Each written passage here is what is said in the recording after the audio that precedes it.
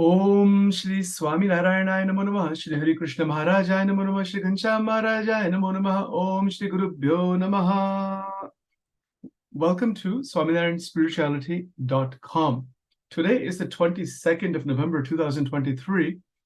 By the grace of God and all the great sages, we're continuing our contemplation on Vachanamrut, Garada Pratham number 1, and the question of Maya. Before we begin, I'd like to offer my prostrations to all the great sages and to Bhagavan, Parabrahma Paramatma, residing in the heart of all beings. To continue from last time, we were examining, we have been examining the question asked by Shet Govardhan Bhai. Shet is like a more advanced businessman in the inside the Gujarati language. So that is Govardhan Bhai is his name, and he asked the question, what is Maya? What is the form of Maya? How can we understand Maya? Maharaj answered this question that those who are the devotees of God, Bhagwan no Bhakta hoy, this is in Gujarati, I'll speak in Gujarati also, and then we put the original language in Gujarati and translate everything carefully. That those who are the devotees of God, Bhagwan no Bhakta hoy, તેને ભગવાનની મૂર્તિનું ધ્યાન કરતા જે પદાર્થ આડું આવીને આવરણ કરે, તેને Maya કહીએ. This is the answer Shriji Maharaj gave, which we have been examining in all the previous recordings also.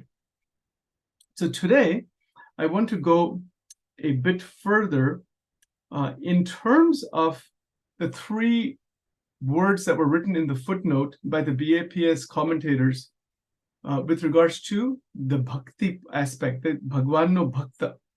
Bhakta means one who has taken the shelter of the Lord, one who is a mumukshu, and one who is a sadhak. These are three specific points that the commentators have written, and I want to elaborate on this further today. So, first of all, the concept of ashraya in Sanatana Dharma or Hindu religious practices revolves around the idea of seeking shelter or refuge of God or the chosen deity known as Ishtadevata. This is the first point. What is ashraya? Because without ashraya, one cannot do dhyan. Well, not even get to dhyan. Shriji Maharaj is saying that one who is a bhakta of God, but that bhakta of God means that one who has taken ashraya, one who has taken refuge and shelter. This concept of ashraya is deeply embedded in Sanatana Dharma and the spiritual practices actually throughout all dualistic traditions. And it reflects a devotee's surrender and devotion towards the divine. This is called ashraya. This is a very basic foundational idea. Now, ashraya means literally shelter or refuge in Sanskrit. So in a spiritual context, it signifies the act of seeking protection or guidance from a higher power. That's the general idea. The general idea is that we are seeking guidance and protection. In the life of Shriji Maharaj, he was doing both. He had given both. He had given guidance in the role of Sadguru, in the role of teacher, and protection by his divine power, by the divine power existing inside of him. That is Abhaya Vardhan. It's a fearlessness, that taking the shelter. Those who are at the shelter of great sages, enlightened masters, they get protection from them. So that is the power of ashraya, and ashraya at the feet of Bhagwan, Ishtadevata. So this is not just physical protection, but also spiritual guidance and emotional support. This is another critical point. We cannot do dhyan, we will not be able to get to a state of dhyan until and unless our emotions get an anchor. Emotions, in an expanded sense, thoughts, emotions, our internal world. The antakarana needs to be anchored. Without anchoring, it will keep getting dispersed. It will be in fear. It will be in. It will not be able to move into a state of dhyana, that Shriji Maharaj is saying. dhyan of the murti. So right now, I'm just expanding on the ashraya concept carefully. Right? So in ashraya, when a person takes shelter, how does a person do that? He says that I am at your feet, O Lord. This requires faith. This is shraddha. So in Ishta Devata, whichever Ishta Devata it may be, in the Sanatana Dharma, there are many different forms of God. God is only one. But there are many avatars, incarnations, approaches, sadhanas. Whichever Ishta Devata one is following, to take refuge is the absolute foundation for Ishta Bhakti, Ishta Nishta, Ishta Sadhana. That is the base. So when we are seeking, when there's a seeker is one who is wanting what from God? Wanting liberation. That is the second point written by the commentators, that is mumukshutvam.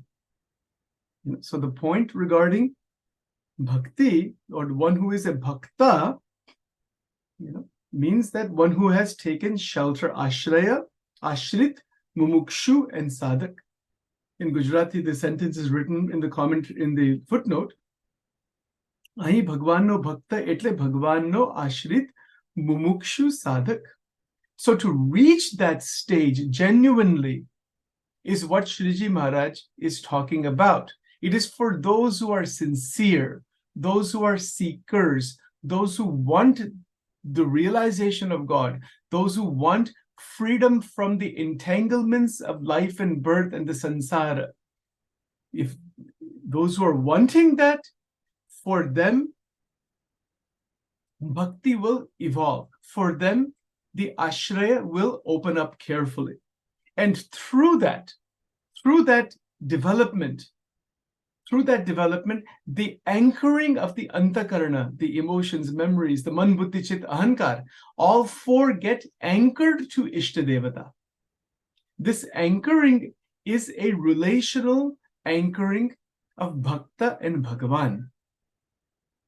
And so ashraya is the quality that is needed inside the antakarana for the anchoring to occur. So just as a ship needs to throw an anchor into the sea or into the ocean, and then it remains steady, the heavier the anchor, the more steady it remains. It doesn't move around as much. Similarly, when a sadhak, a mumukshu, a bhakta, throws the anchor of ashraya, that says, oh Lord, I am completely yours and yours alone. This is ashraya. Anyone who has reached Parabrahma, Paramatma, through bhakti, through the path of bhakti, has taken 100% shelter of the Divine Lord. In any religion of the world, in any path at any time. And when we take such an ashraya, there is no place for doubt. And so it is an evolution of Shraddha. Shraddha begins to evolve. More and more conviction occurs. Conviction occurs in the words of the spiritual master that this is true. And through that conviction, sadhana is taken further. That is the third point. Ashraya, ashrit. Then second is mumukshutvam. And the third is sadhak. The sadhak is doing sadhana. Sadhana has to be done. So they combine together. So to reach that stage of dhyan and to recognize what is Maya, these are all the backdrops. These are some of the backdrops, at least. Somebody says, I'm just going to sit for dhyan, and yes, do it, try. You find out how much obstruction there is. So to get rid of all that obstruction, these 3 points are necessary. So in this ashraya, there is a total 100% reliance on the Lord for everything, for our life, for our food, clothing, water, shelter, people, places, things. Everything is under His will. Thy will be done. Thy kingdom come, as it is in heaven, so on earth. This is Ashraya. That what is happening in my life is completely happening by only your will. It's the path of thou, as Ramakrishna Paramahansa has beautifully stated. It is the path of you meaning the Lord. It is a dualistic path that Shriji Maharaj has mostly advocated. And then as one progresses, one goes into Vishishtadvaita and eventually the more Advaitic oneness. It is a dualistic path. And the beauty of this path is that we don't carry any burden. All the burden is left. There is zero tension, zero worry, zero internal friction, because there is surrender. That surrender is called Sharanagati. In the Ashraya, in the shelter process, in taking the shelter of the Lord, there is Sharanam, Sharanagati. Sharana means what?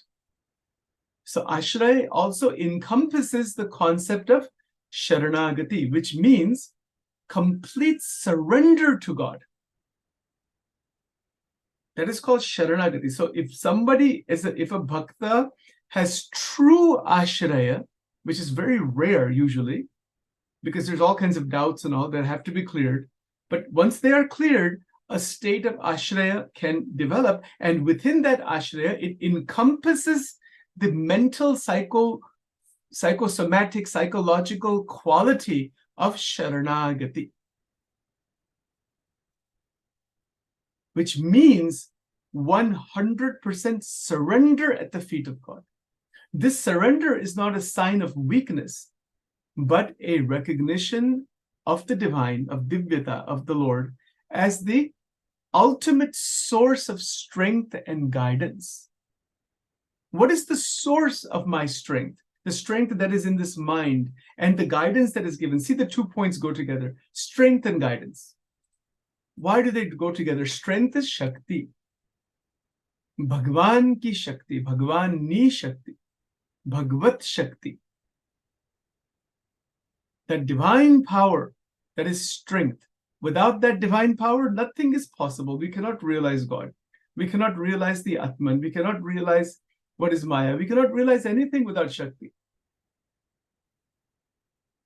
So that Shakti, meaning the power of the mind, power of thinking, power of vision, power of seeing, everything. Gnan Shakti, Kriya Shakti, Ichha Shakti, etc.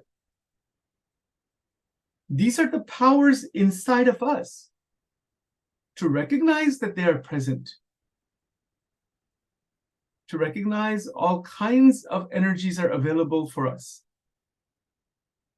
And in that recognition, to ask for guidance, which is exactly what Maharaj is giving here. He's giving this guidance to the devotees like Govardhan Bhai and others to recognize what is Maya. It is a very clear, direct recognition of what is Maya, experientially based on sadhana.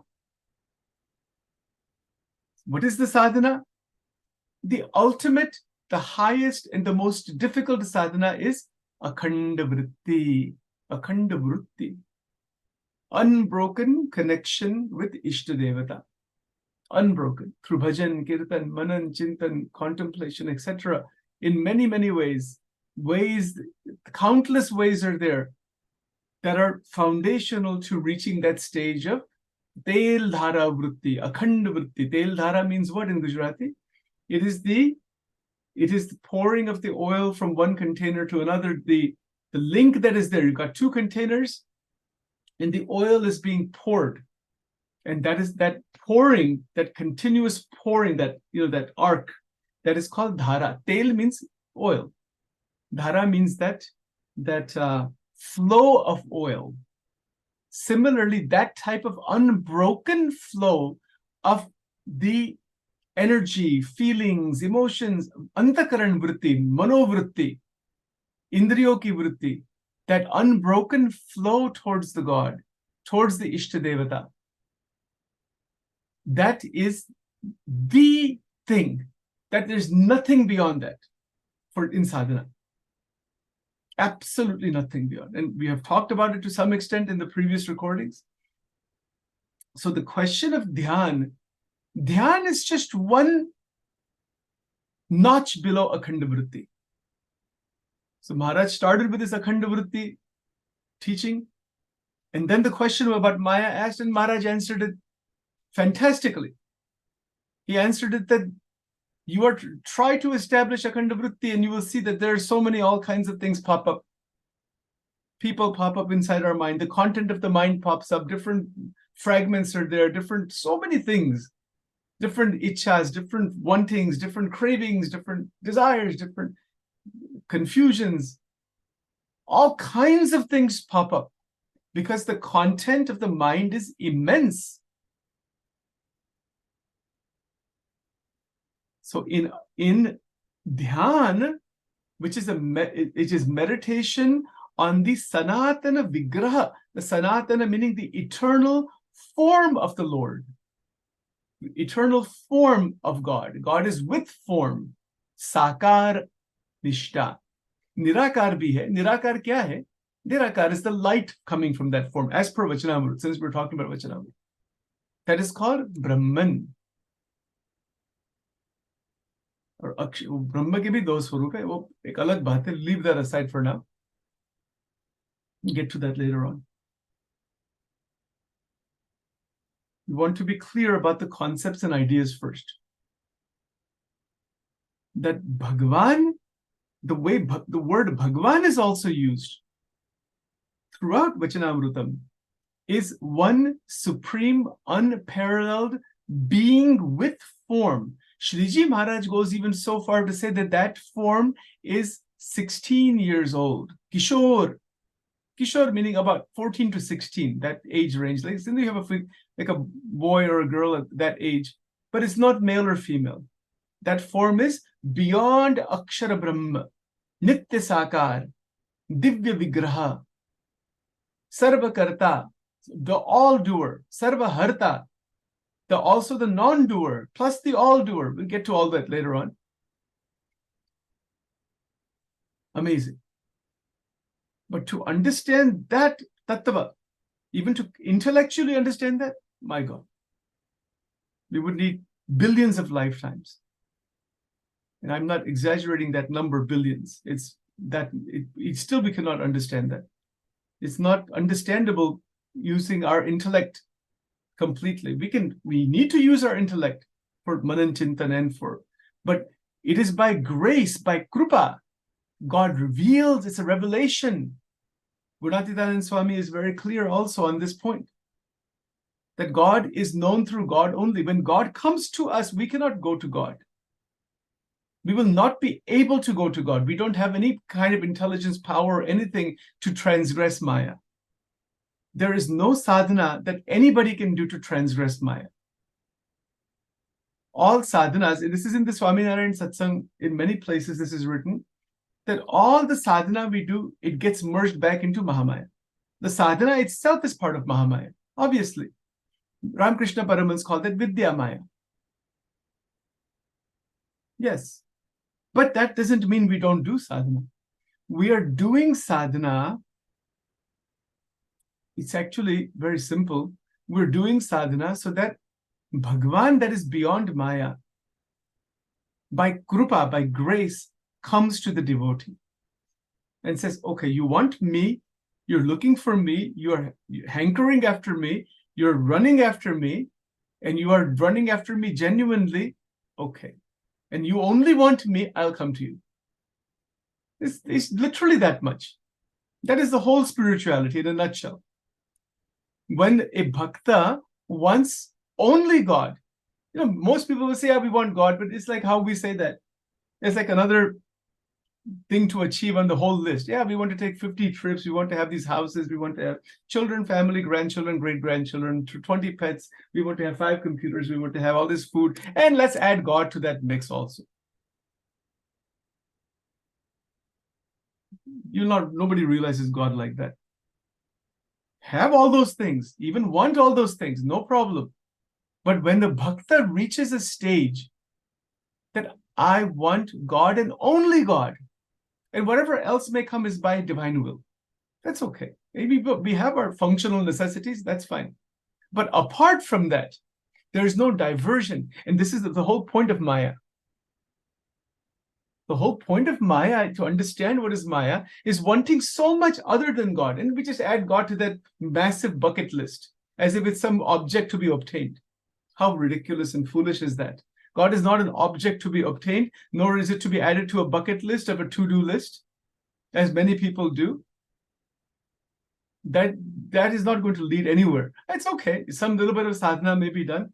Some bhajan kirtan may be done. Some rituals may be done. That's the end of it. And person dies at the end. That's all. But even that little bit that is done, that is carried over. That is also good. Do that. At least do something. Anyway, it's a different subject. I won't go into that. The point here is that those who are sincere sadhakas, they reach a stage of ashraya. The ashraya, we just giving lip service to this is of no meaning. Like Sachin can talk about it and I can research it further. And there's lots of acharyas that have written a lot about this. Yeah. And there are online videos and so many things are there on thousands of hours. But that's all information. It's good. It is, even Sachin here is speaking right now for many, many hours on this thing, for myself only. And then whatever, by the divine will, if it benefits anybody, if it's anything somebody can take from that, that is by the will of God. Bhagwan ki ichha.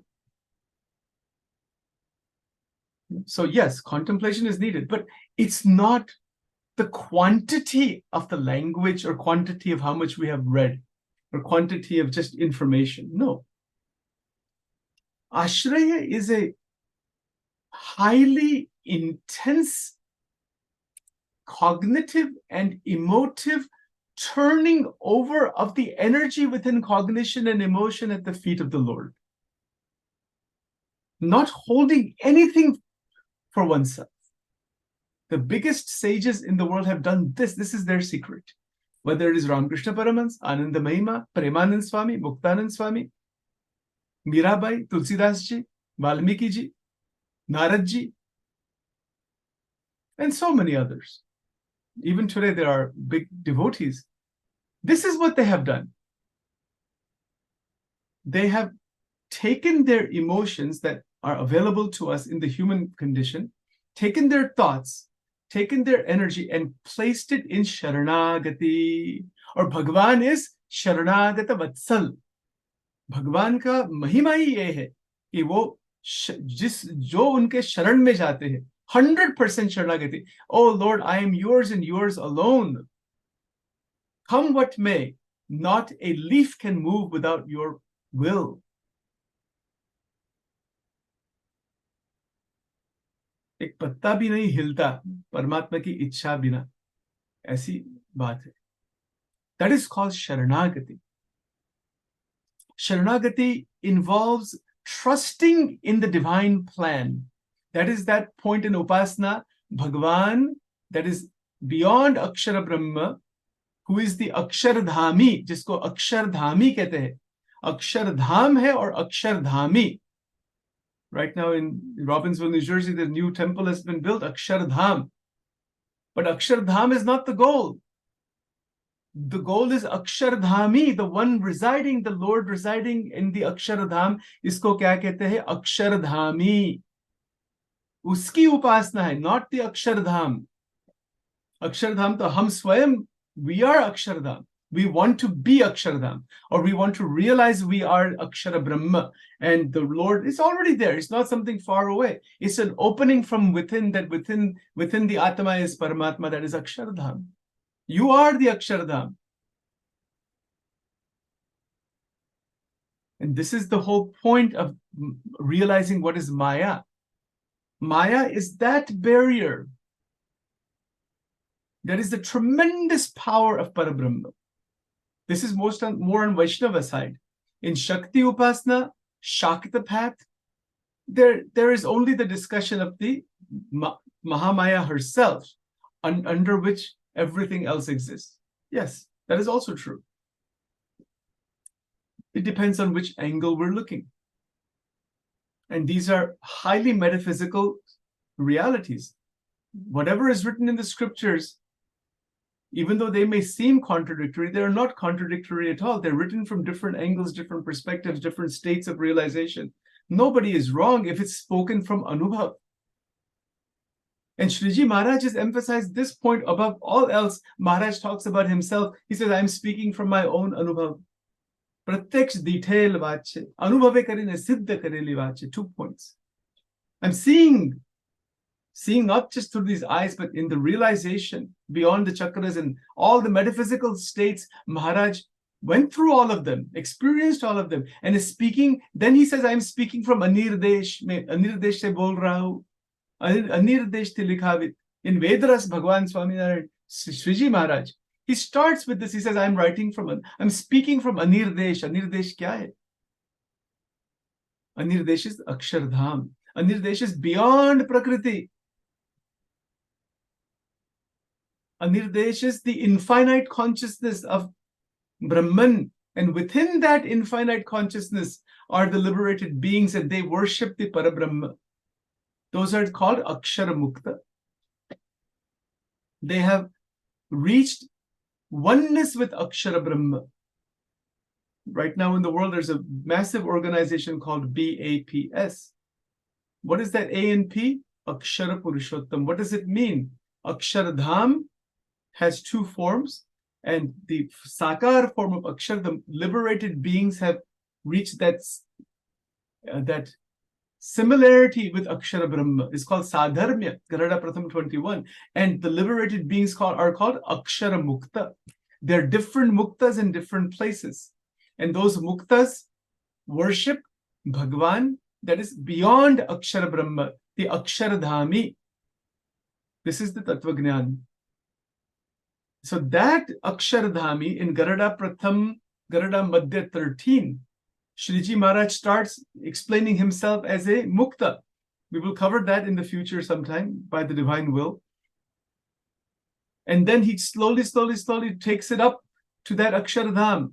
And then he says that murti that is within that divine light, that Mahaprakash, that Divya Prakash, that Chidakash, that Brahma Mohol, that there is a form that is a form of God, Sakar, Ghansham form. Maharaj has said with 2 feet, 2 hands, just like our form, there is a form that is Kishore Murti, and that is the ultimate, that is the Mool Swarup of God. And then he says, that is me. Interesting, we'll go into all this. And then he says that if you cannot accept that is me, he's telling the people at that time, at least believe that Maharaj is seeing that form. This is a very deep Tattvagnan. This is called the Swarup Nishtha. Isko kya kehte hai?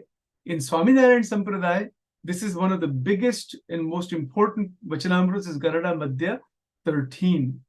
The whole Swarup of Shriji Maharaj is based on many Vachanamruta are there, many teachings are there, but it is based on this concept, this notion that there is a Kishore Murti, 16-year-old or so, not male or female, Satchidananda, and the light coming from that, its intensity, its power, it is infinitely beyond Brahman.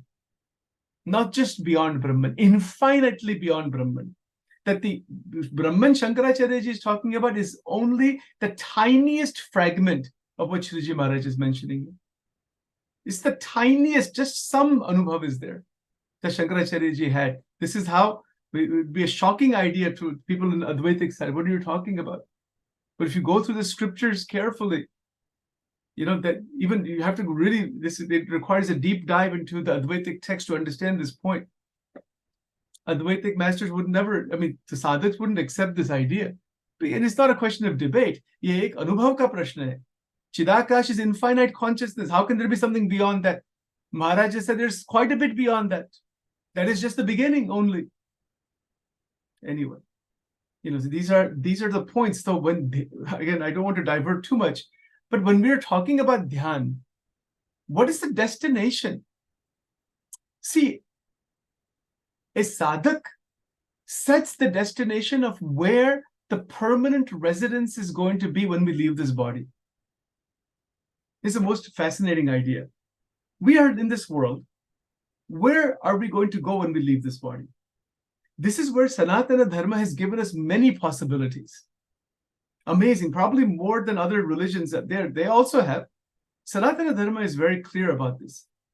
Bhagavad Gita itself is very clear. Swaminarayan ki baat jo hai, that is even a more further extension and elaboration on the principles of the Upanishads, the Gita, Brahma Sutra, etc. But we can set the destination where we want to go. We meaning the Atma Tattva, not this personality.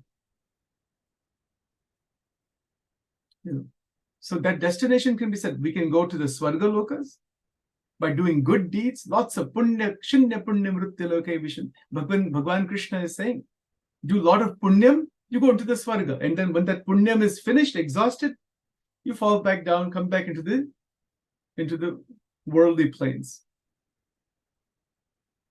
That is punyam. Because that is the Swarga Lokas. But you have to come back from there. The second possibility is to go into the Vaikuntha Lokas. Vaikuntha Dham, Shredvip, Vaikuntha, different. So that is where the Upasana Vishnu, Bhagwan Narayan comes into the picture. Those are those types of Upasanas. So this is called Upasana na Bhed in Gujarati. Generally the idea is only God is one. What do you mean there's different abodes? But there are different abodes. You have to go into the literature, and each type of upasana takes you to a different destination. It's not the same destination. Vaikuntha is not the same as Goloka. And Goloka is not the same as Shvedvipa. And that is not the same as Badrik Ashram. And there are so many other lokas that are unknown to us. But whatever has been revealed through the Bhagavatam and other scriptures, those destinations can be set based on upasana. And about the Swaminarayan stuff, that is another whole interesting subject. There's a lot of history behind this question of upasana.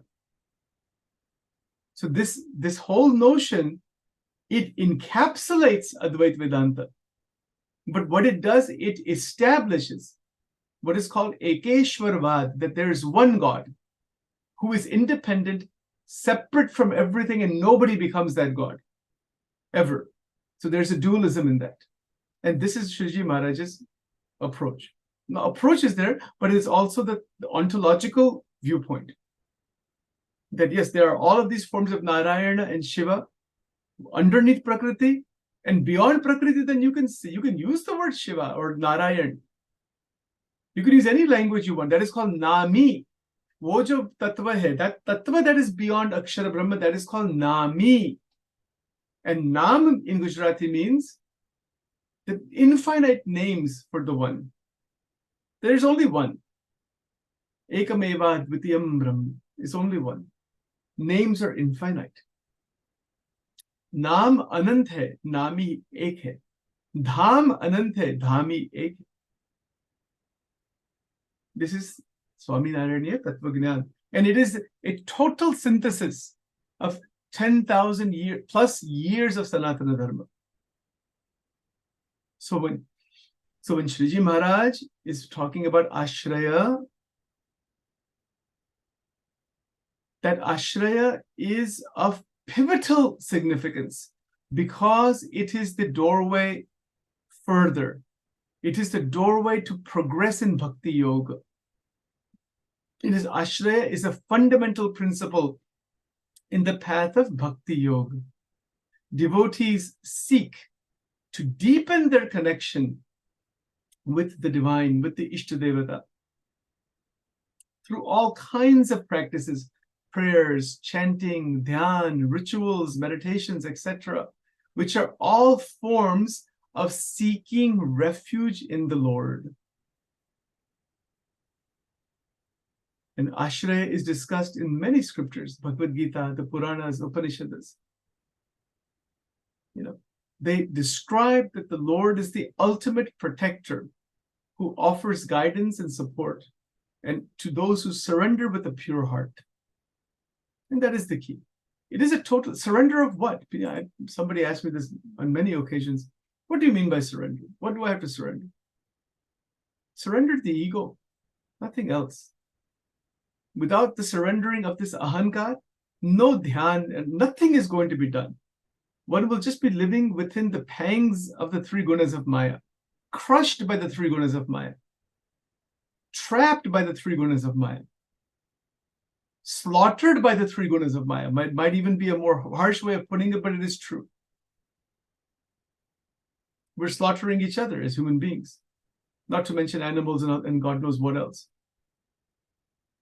This is the force of ignorance. And to move out of that, upasana of Bhagavan is absolutely necessary in any which way. In the Sanatana Dharma, Devi ki upasana hai, Shivji ki upasana hai, Vishnu ji ki upasana hai, Ganesh ji ki upasana hai, Surya Narayan ki upasana hai. Through the gurus, through the Sadgurus, like Dattatreya ji, Sajanand Swami, and so many others, Paramahansa Yogananda is there. Some people believe in Shirdi Sai Baba. There's so a massive list is there. So many are there. Raman Maharishi. Some people approach through Sadgurus. And there's other ways also. But to approach that state, approach Bhagavan by surrendering the ego, which we don't want to do. Because we want the experiences the ahankar provides. And that is why there are very few percentage of people that have taken real, genuine, real, honest ashraya. Very few are like that. Everyone can be if you want, but we're holding on to this ahankar that will not allow us to take ashraya. And because of that tivra mumukshitvam is also then not present. But we can make it present if we want. Yes, we can make it present. And that is how sadhana continues. So along those lines, it is really, really quite powerful when we consider the impact on an individual's life when one has taken the shelter of the Lord. All the tension goes away. You are the infinite Lord. Why?